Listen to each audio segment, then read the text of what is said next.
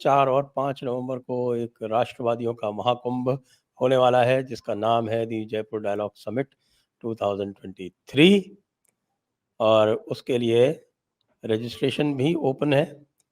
उसके लिए crowd fund भी चल रहा है, क्राउड फंडिंग। और क्राउड फंडिंग का अभी तक हमने 5% टारगेट ही कंप्लीट किया है। तो आप लोगों से अनुरोध है कि अधिक से अधिक सहायता करके इस टारगेट को पूरा करवाएं। और जैसा कि आप जानते हैं, हमारे ओंकार जी भी उस महाकुंभ में उपस्थित रहेंगे।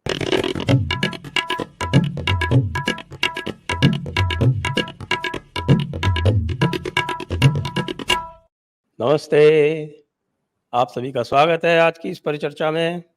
और आज हम बात करने जा रहे हैं कि कैसे G20 ने भारत की राजनीति में उथल पुथल मचा दी है। और हमारे साथ बात करने के लिए हैं ओंकार चौधरी जी, आपके जाने पहचाने। नमस्कार। नमस्कार ओंकार जी। तो ये जब G20 का आयोजन हो रहा था, तब मुझे लगता है कि नरेंद्र मोदी ने भी नहीं सोचा होगा कि G20 के आयोजन से ये टुकड़े टुकड़े इंडी अलायंस जिसको बोलते हैं, उसमें इतनी सारी समस्याएं पैदा हो जाएंगी।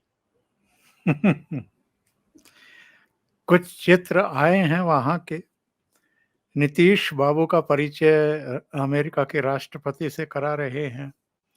हिमाचल के मुख्यमंत्री सुखविंदर सिंह सुक्खू का हाथ बड़ी मजबूती से पकड़े हुए हैं। कुछ गलबहियां करते हुए उन तफरी के मूड में मोदी जी उनसे कुछ कह रहे हैं। शायद ये कह रहे हों कि तुम्हें डर नहीं लगता कि आपने हाई कमान से या 10 जनपद से, उन्होंने राजस्थान और छत्तीसगढ़ के मुख्यमंत्री को तो नहीं आने दिया, तुम कैसे आ गए।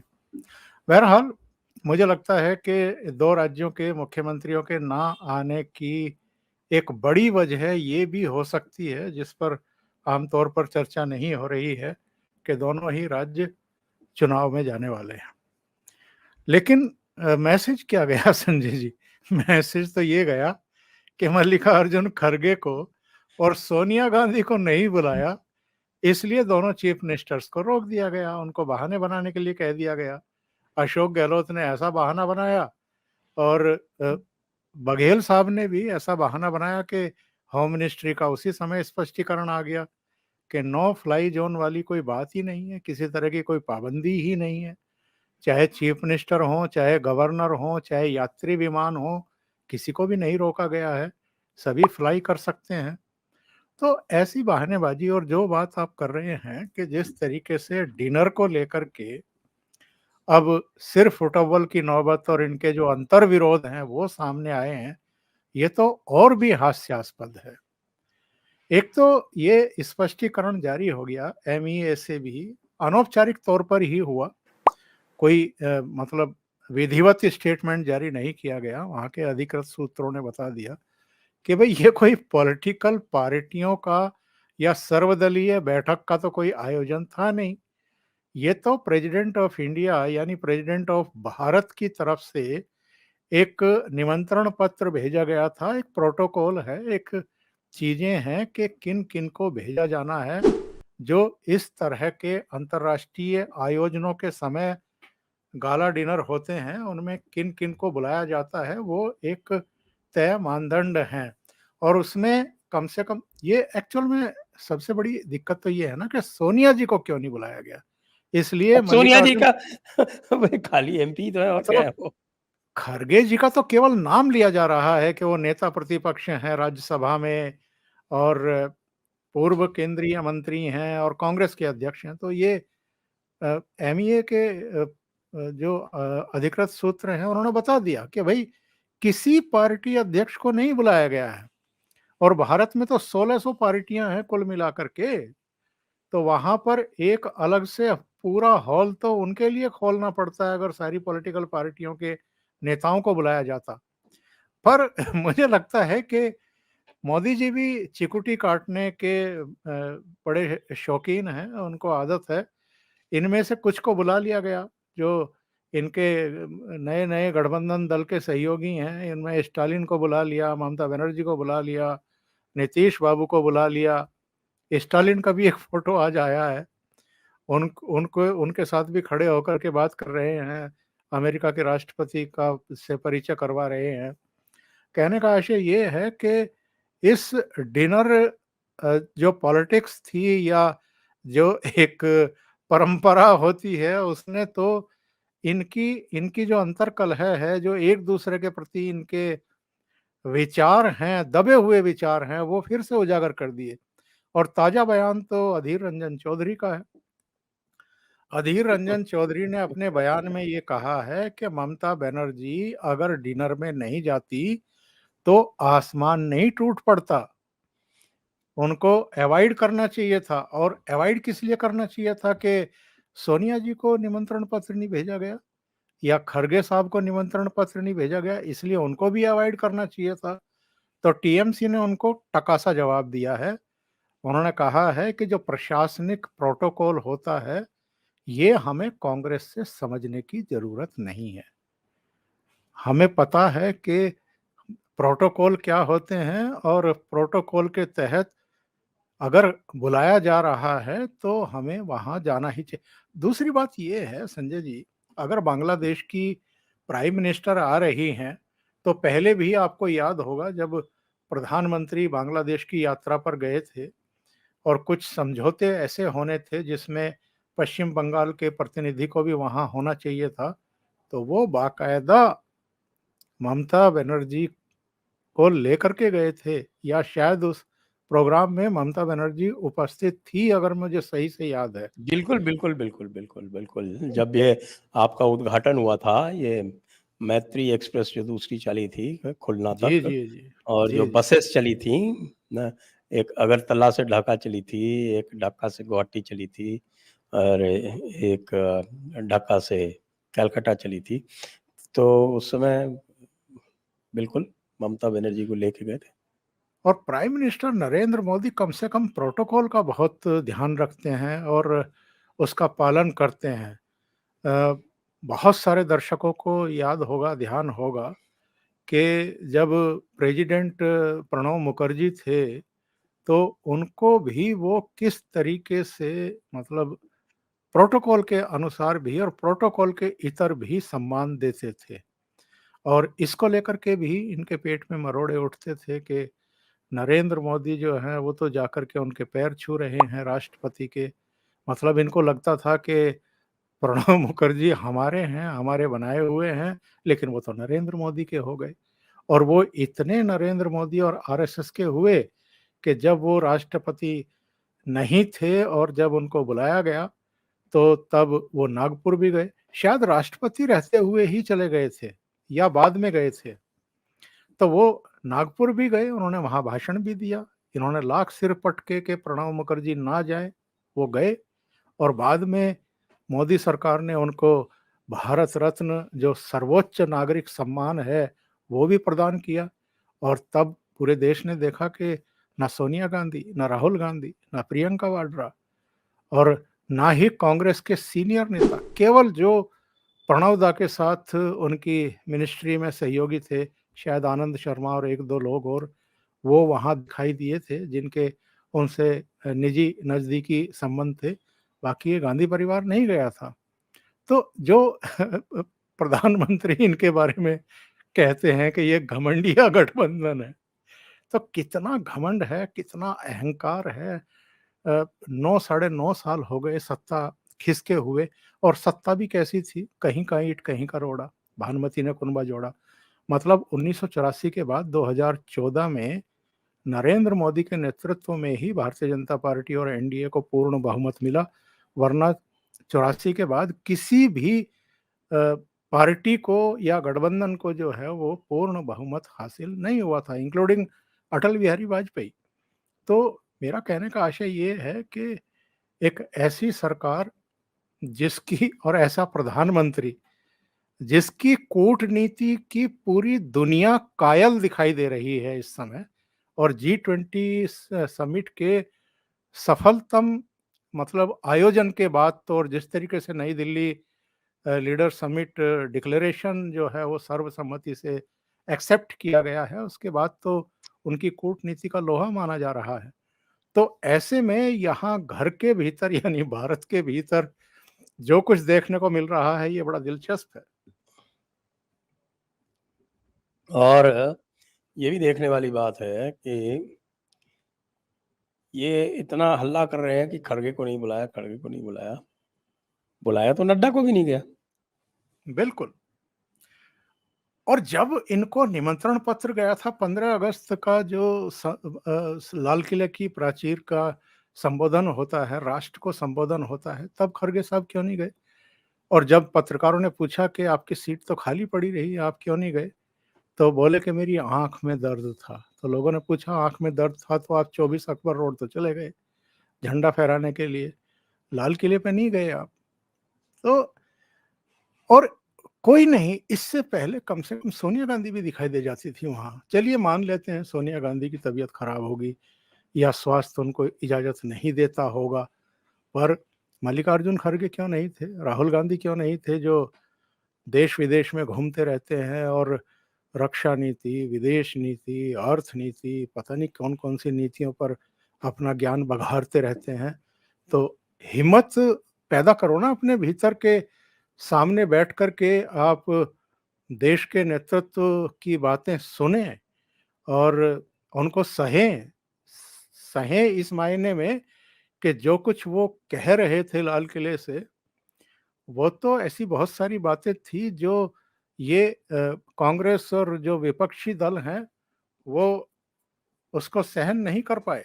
और बाद में जिस तरह की टिप्पणियाँ आनी शुरू हुई, हालाँकि बहुत चालाकी से वो अपने वक्तव्य देते हैं लाल किले की प्राचीर से, और अब तो बहुत सारी ऐसी चीज़ें हैं जिन पर उन्होंने बोलना ही बंद कर दिया है, टच करना ही बंद कर दिया है। पाकिस्तान का पूरे भाषण में नाम ही नहीं लिया। इसी तरीके से वो अपनी सरकार के विज़न के बारे में तो बताते रहे कि हम क्या-क्या करने वाले हैं या हमारी क्या योजनाएँ हैं या हमने क्या किया है। पर कम से कम विपक्षी दलों पर कोई बड़ा प्रहार करने से वो बचे। तो ऐसे में मतलब वहाँ वहाँ के प्रोटोकॉल को का आपको ध्यान नहीं था। यहाँ के प्रोटोकॉल का इतना ध्यान था डिनर का कि नहीं निमंत्रण पत्र आया तो आप इतने किलस गए कि आपने अपने 2 मुख्यमंत्रियों को भी वहाँ जाने से रोक दिया। जी। और अब इस इंडी अलायंस की जो मीटिंग हुई थी पिछली मुंबई की, उसकी बहुत सी बातें जो हैं अब छन-छन के बाहर आ रही हैं। और उनको सुनने से तो ये लगता है कि वास्तव में स्थितियाँ तो इनके लिए विकट ही होती जा रही हैं, क्योंकि बताते हैं कि जातीय जनगणना के मुद्दे पर इनमें मतभेद हो गए और जातीय जनगणना को ये वहाँ पर घोषणा करना चाहते थे। वो नहीं हुआ क्योंकि उस पर मतभेद उद्धव ठाकरे ने भी व्यक्त किया और ममता बनर्जी ने भी किया। उसके बाद ये भी बताया गया कि भगवंत मान ने तो वहाँ भिड़ी मीटिंग में कह दिया कि पंजाब में कोई शेयरिंग नहीं होगी। तो इसके बाद अब आप देख रहे हैं कि पूरे दमखम से राजस्थान, छत्तीसगढ़ और मध्य प्रदेश में चुनाव लड़ने जा रही है आम आदमी पार्टी। तो इन घटनाक्रमों को आप कैसे देखते हैं? देखिए सर के बारे में तो पहले से ही ये बिल्कुल अ, विश्वस्त थे हम और आप भी कि ये लंबे समय तक कांग्रेस के साथ नहीं रहेंगे, किसी गठबंधन में नहीं रहेंगे। क्योंकि रहने का कोई मतलब भी नहीं है और उनकी कोई मजबूरी भी इधर नहीं है। उनकी मजबूरी बस सबको साथ लेने की तब तक थी जब तक कि वो दिल्ली सेवा कानून का विरोध करना था राज्यसभा में। उसके बाद कांग्रेस की और दूसरे दलों की आवश्यकता खत्म हो गई अरविंद केजरीवाल के लिए। वो तो पहले ही सौरभ भारद्वाज के ज़रिए कहलवा चुके थे कि अगर लोकसभा चुनाव में कांग्रेस दिल्ली और राजस्थान की तरफ ना देखे, दिल्ली और पंजाब की तरफ ना देखे, तो हम राजस्थान और मध्य प्रदेश के विधानसभा चुनाव की तरफ भी नहीं देखेंगे। पर सर जी की तो यात्रा हो चुकी, छत्तीसगढ़ की भी, मध्य प्रदेश की भी, राजस्थान पर भी प्रवचन वो दे चुके हैं, बता चुके हैं, वो तीनों राज्यों में लड़ने वाले हैं।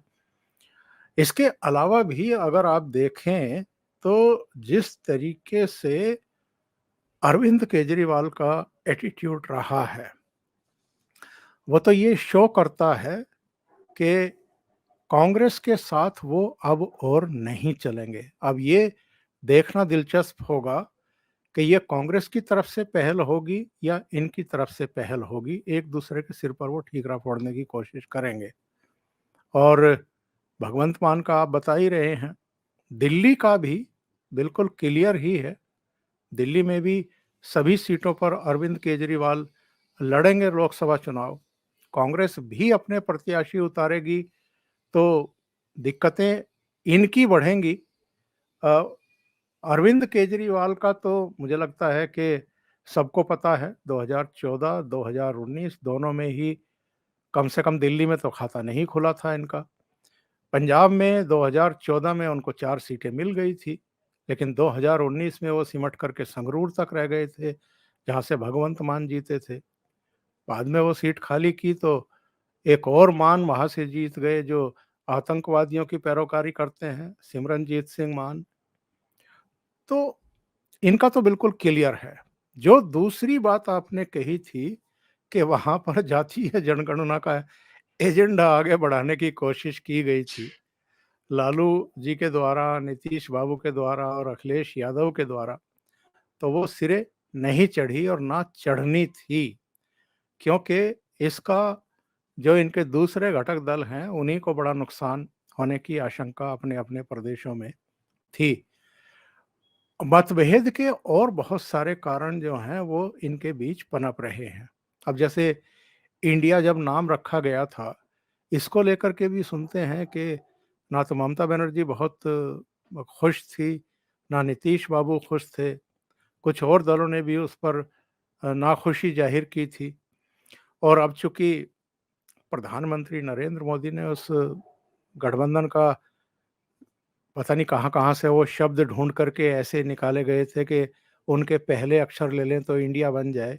अब उसकी भी हवा निकाल दी, भारत को प्रमोट करके कि अब जो ब्रांडिंग है वो हम भारत के तौर पर ही करेंगे, इंडिया के तौर पर नहीं करेंगे।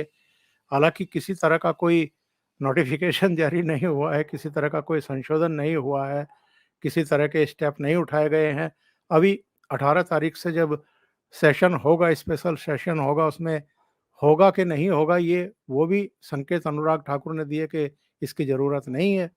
संविधान में ऑलरेडी इंडियाज़ वो मतलब इंडिया ही भारत है, इस तरह कह कर के शब्दों का इस्तेमाल किया गया, तो हमें ज़रूरत क्या है?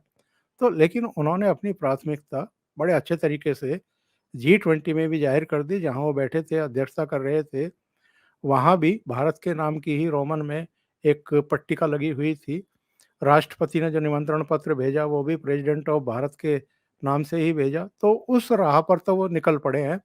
और जिस तरीके से सूर्य मंदिर का, कोणार्क का, समय चक्र का उनके बैकग्राउंड में रखा होना, या नालंदा यूनिवर्सिटी की खंडित जो बिल्डिंग है उसका स्ट्रक्चर जो है पीछे प्रदर्शित होना, वो बता चुके हैं कि हम अब इसी राह पर आगे बढ़ेंगे।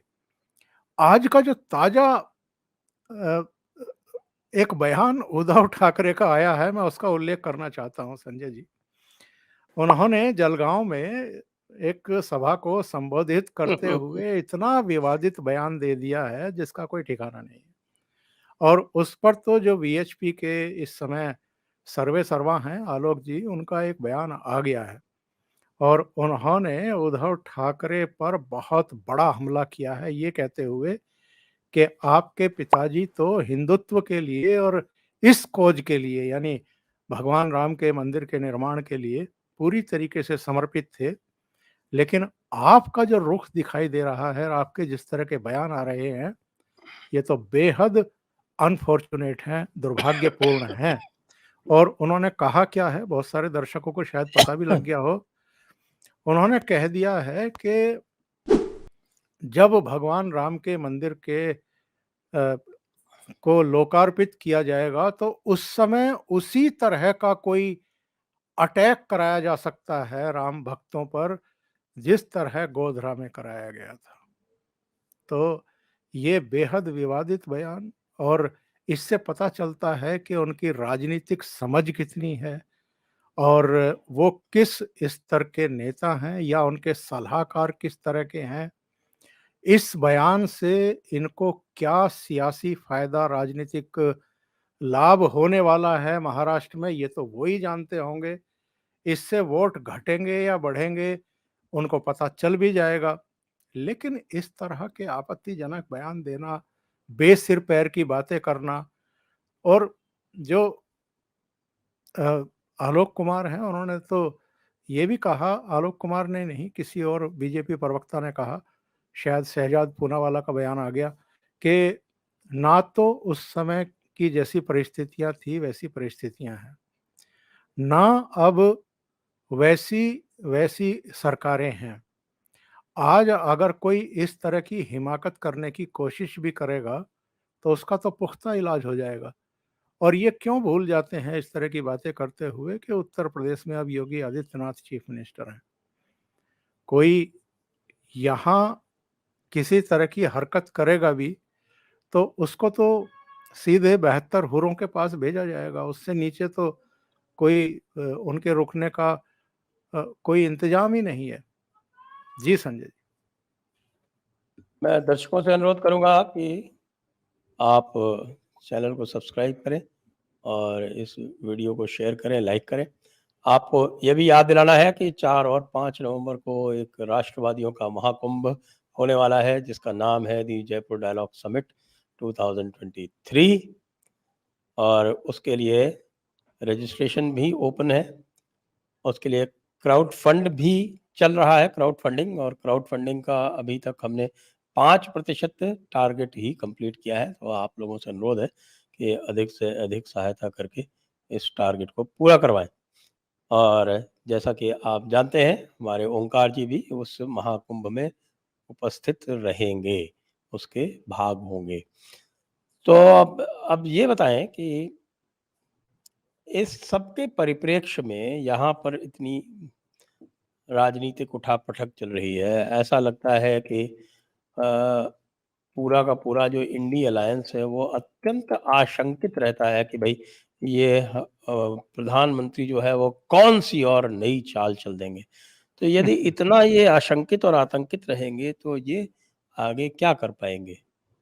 और साथ में जो इनके प्रधानमंत्री के जो प्रत्याशी हैं, वो ब्रसल्स में और फ्रांस में वहां जाकर वो पता नहीं क्या भारत के विरोध में क्या-क्या बातें कर रहे हैं।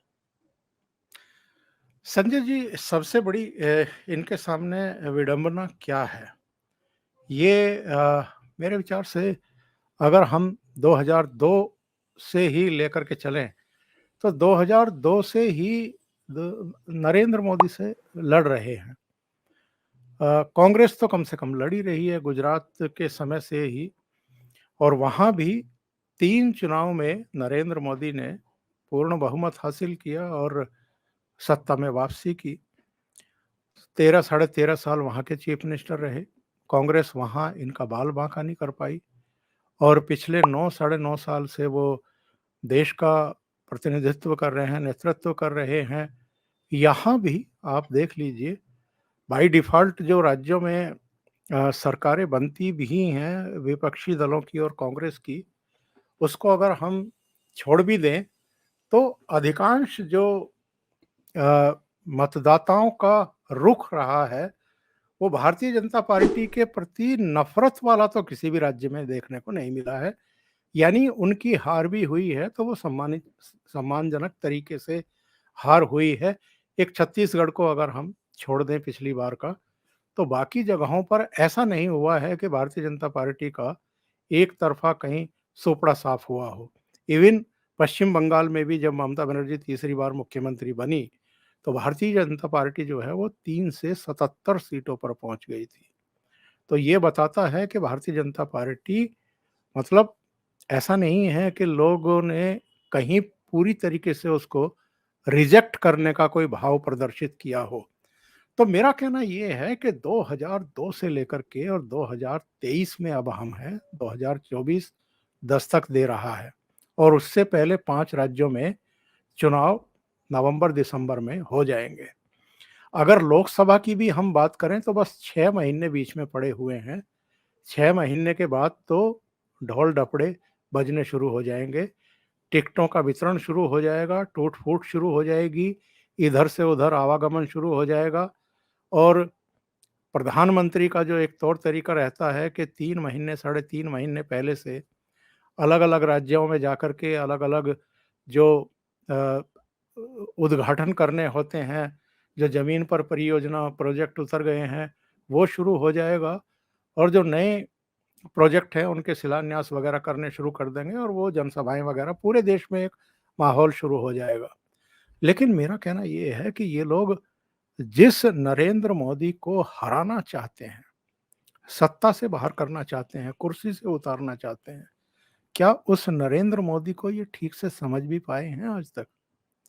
और अगर आप जिससे आपकी लड़ाई है, उसको अगर आप ठीक तरीके से समझ नहीं पा रहे हैं, उसकी ताकत को, उसके माइनस पॉइंट को, तो आप क्या खाक लड़ाई लड़ेंगे?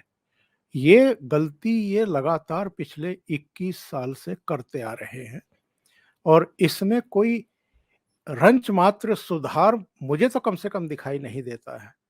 और जिनका आपने ज़िक्र किया है कि वो अ, ब्रसेल्स में बैठ कर के या दूसरे यूरोपियन कंट्रीज़ में बैठ कर के जिस तरह के बयान देते हैं और जिस तरह का रिपिटिशन होता है, वहाँ भी वो 3 उद्योगपति उनका पीछा नहीं छोड़ रहे हैं।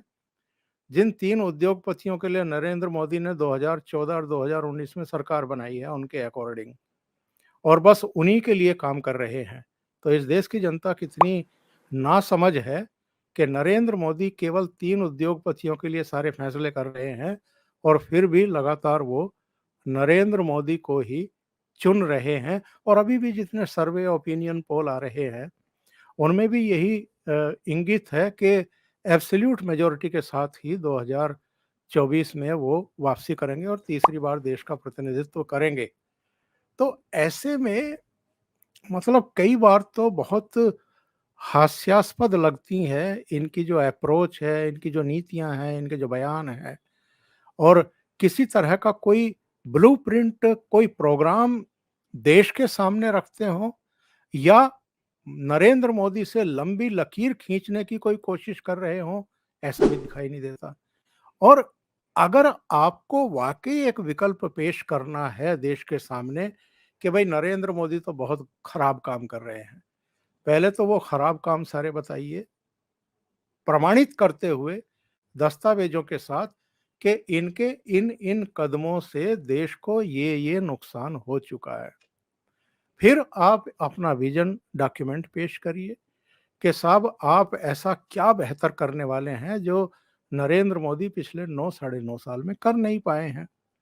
फिर आपको अपना एक नेता और प्रामाणिक नेता जो है वो सामने प्रस्तुत करना पड़ेगा, जो नरेंद्र मोदी से बेहतर मतलब अपना विज़न रखता हो, उसका एक कद हो, वो केवल राज्य विशेष का नेता ना होकर के पूरे देश में जिसकी स्वीकार्यता हो, जिसकी लोकप्रियता हो, जिस पर लोग ट्रस्ट करते हों, तो ऐसा क्या कोई नेतृत्व आपके पास है?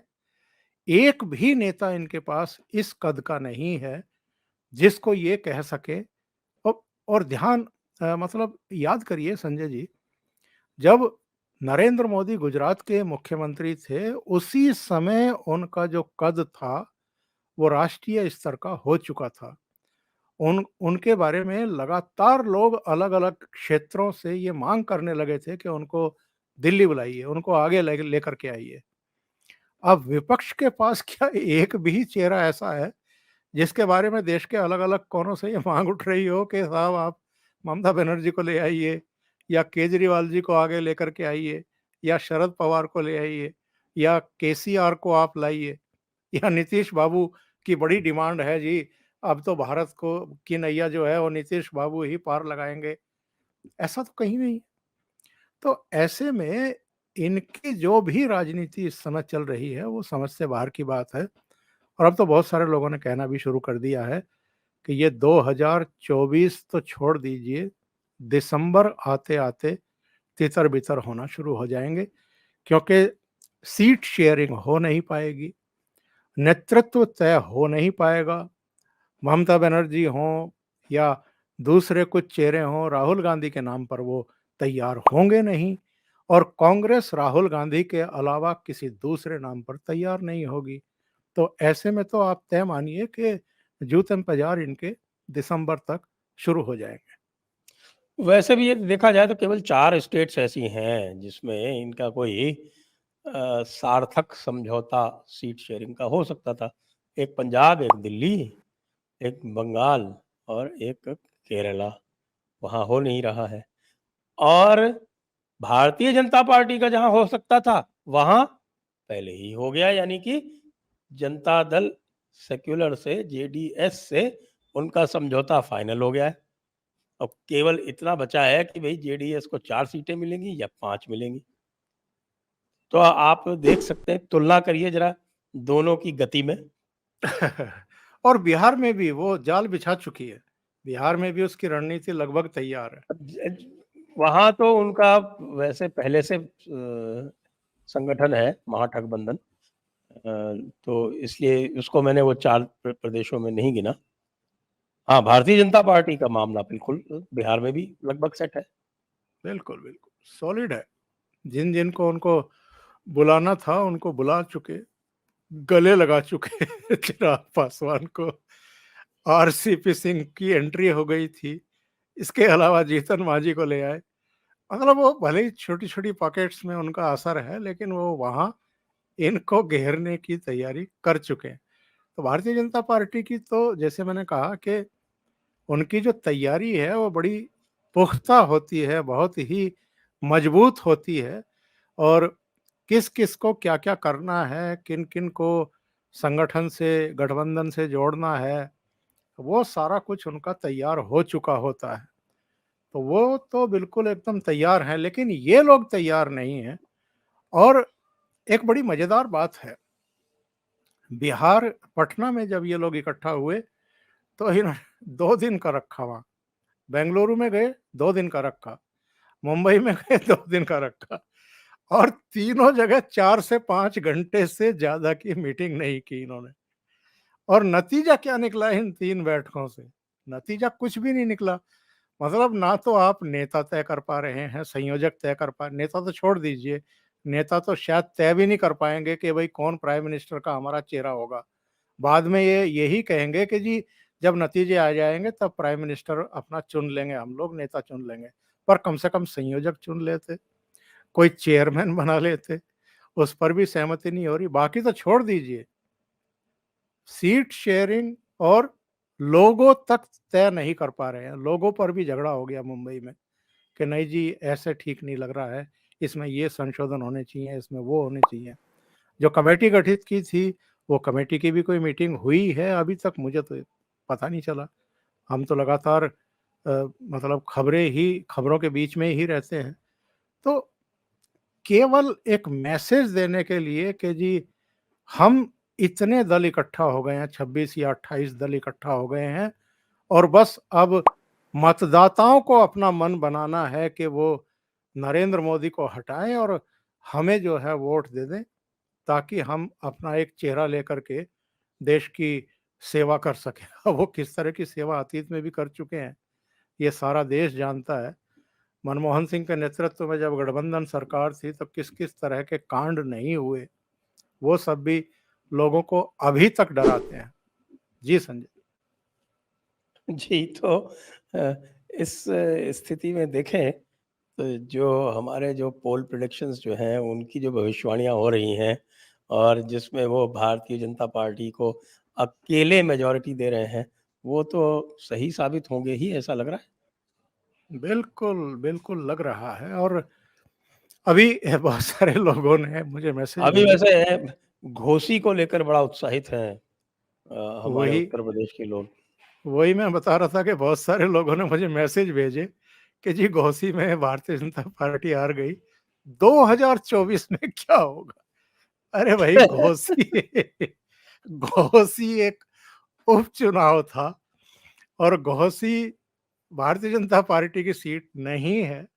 तो ये मान करके चलिए कि जो सत्तारूढ़ पार्टी है वो हर चुनाव, हर उपचुनाव, हर सीट नहीं जीत सकती है।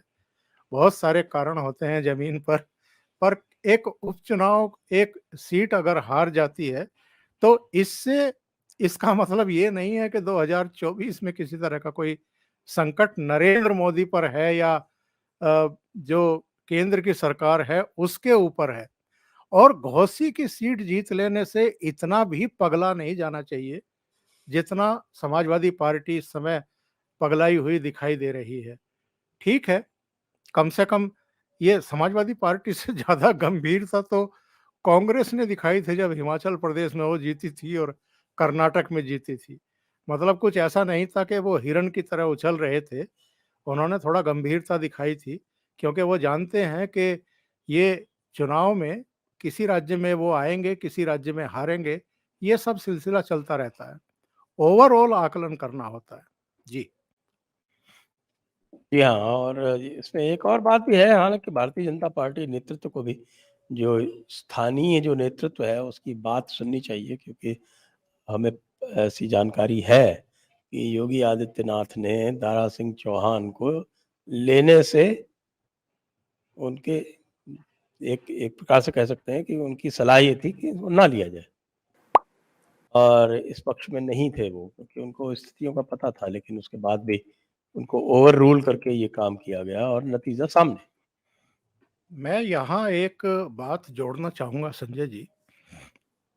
भारतीय जनता पार्टी का नेतृत्व कई बार इस तरह की गलतियाँ कर रहा है।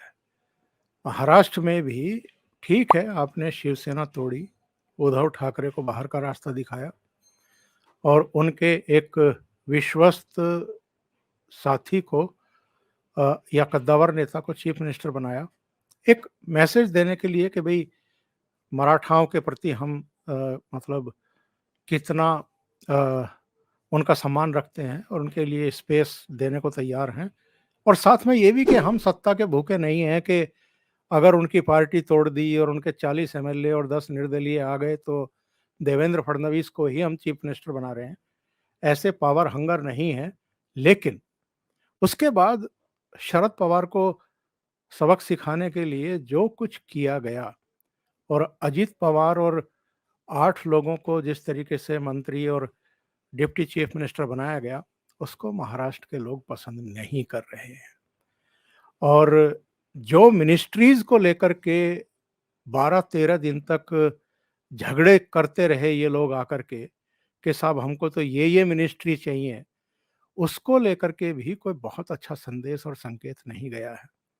और जिस तरीके से अजित पवार वहाँ लगातार अपने चाचा के संपर्क में हैं, उनसे मीटिंगों पर मीटिंगें करते जा रहे हैं और जिस तरह के कन्फ्यूजिंग बयान शरद पवार की तरफ से आए हैं, उसको लेकर के भी लोगों की कुछ नाराज़गियाँ हैं। और बहुत सारे लोगों का कहना है संजय जी कि महाराष्ट्र में ऐसा ना हो। लोकसभा चुनाव में तो फिर भी चूँकि नरेंद्र मोदी एक प्रामाणिक नेतृत्व हैं और लोग उनको प्यार करते हैं, उनको चाहते हैं, उनका एक कद भी है।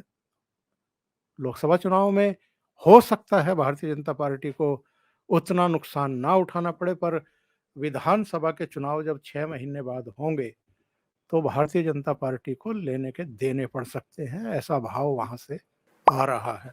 और ख़ास तौर से स्पेशली अजित पवार को डिप्टी चीफ मिनिस्टर बनाना और उनके साथियों को मंत्री बनाना, ये इनको भारी पड़ सकता है। लोग तो अब ये कहने लगे हैं ना कि भई 3 दिन पहले तो प्रधानमंत्री मध्य प्रदेश में कह रहे थे कि 70,000 करोड़ के घोटाले से इनके तार जुड़े हुए हैं। और तीसरे दिन जो है 2 जुलाई को पता लगा कि शपथ ग्रहण हो रही है इनकी।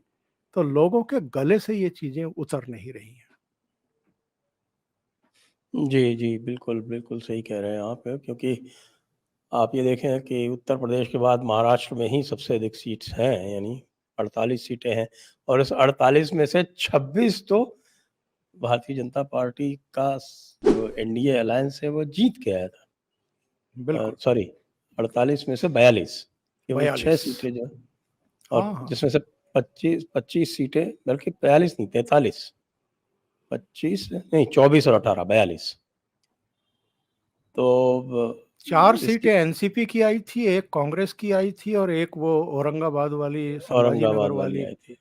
वो असदुद्दीन ओवैसी की पार्टी की आई थी। तो एक निर्दलीय भी जीती थी अमरावती से। हाँ, अमरावती से निर्दलीय जीती थी। ये जो है ये कुछ जमती नहीं है बातें इस तरह की करनी, आपकी बात बिल्कुल सही है।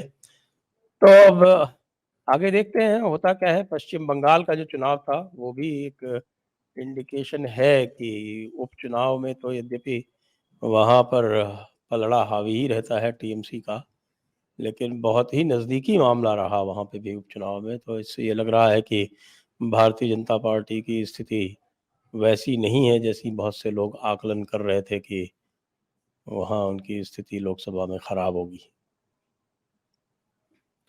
सूचना यही मिल रही है संजय जी कि पिछली बार चूंकि 18 सीटें जीतने में कामयाब हो गई थी भारतीय जनता पार्टी, और दोनों मुख्य दलों के बीच में वोट शेयर का अंतर भी करीब करीब 3% का ही रह गया था। भारतीय जनता पार्टी को 40% का वोट शेयर मिल गया था और टीएमसी 43 दशमलव समथिंग पर थी। तो और जिस तरह से ममता बनर्जी के नेतृत्व को ये जो गठबंधन बना है वो एक्सेप्ट नहीं कर रहा है, या उनके चेहरे को लेकर के किसी तरह की कोई सहमति नहीं है, तो मुझे नहीं लगता कि लोकसभा चुनाव में टीएमसी को या ममता बनर्जी को उस तरह का कोई समर्थन वहाँ मिलने वाला है। और ऐसा लगता है कि जहाँ तक लोकसभा चुनाव का सवाल है तो वो शायद अपना बेस्ट परफॉर्मेंस अगर करे भी तो जो जितनी सीटें उनकी 2019 में थी शायद वहीं तक वो पहुंच पाएंगी। और भारतीय जनता पार्टी को 18 से माइनस तो नहीं होंगी, प्लस ही होंगी। वो 2 सीटें हों, 3 सीटें हों, 4 सीटें हों, बस ये देखने वाली बात है। तो आज की चर्चा को यहीं पर विराम देंगे। आपका बहुत-बहुत धन्यवाद बहुत ओमकार जी, धन्यवाद आपका। और दर्शकों का बहुत-बहुत धन्यवाद। जय हिंद, जय भारत, वंदे मातरम। वंदे मातरम।